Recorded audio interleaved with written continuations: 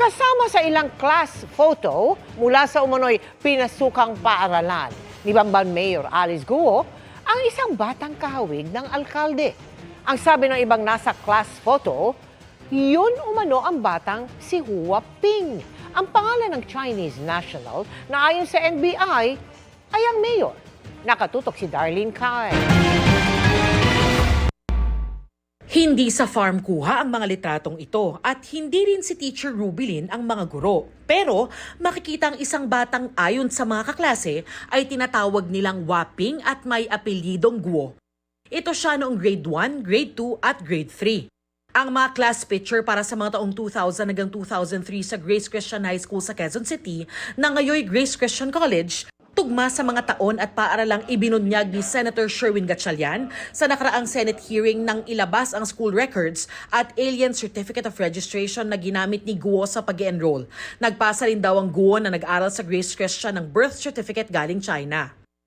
Dalawang kaklase ni Guo ang nakausap ko sa kondisyong itatago ang kanilang pagkakakilanlan para sa kanilang seguridad. Sabi ng isa, naalala niya ang kanyang seatmate matapos i-anunsyo sa Senado na Guo Waping ang umano'y pangalan ng alkalde.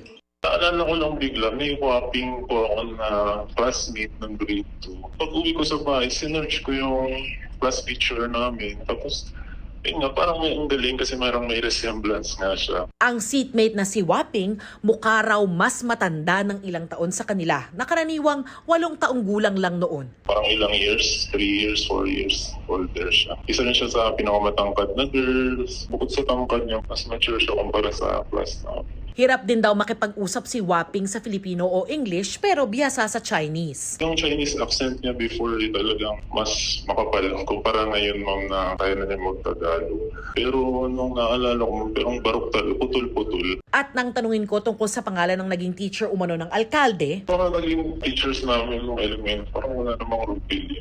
ang mga litrato, kinumpirma pa ng isa kong nakausap matapos makita ang nag-viral nilang class photo. Nagkataon na nag-scroll ako ng Facebook. Sabi ko, ba't parang familiar? Hinanap ko sa bahay yung class pictures ko ng grade 1, grade 2, grade 3 kasi naitago ko pa siya. And nakita ko, yun pala yung parehong picture. So nakita ko na classmate ko pala siya ng grade 1. Tapos nakita ko din, chinek ko din yung ibang class pictures ko.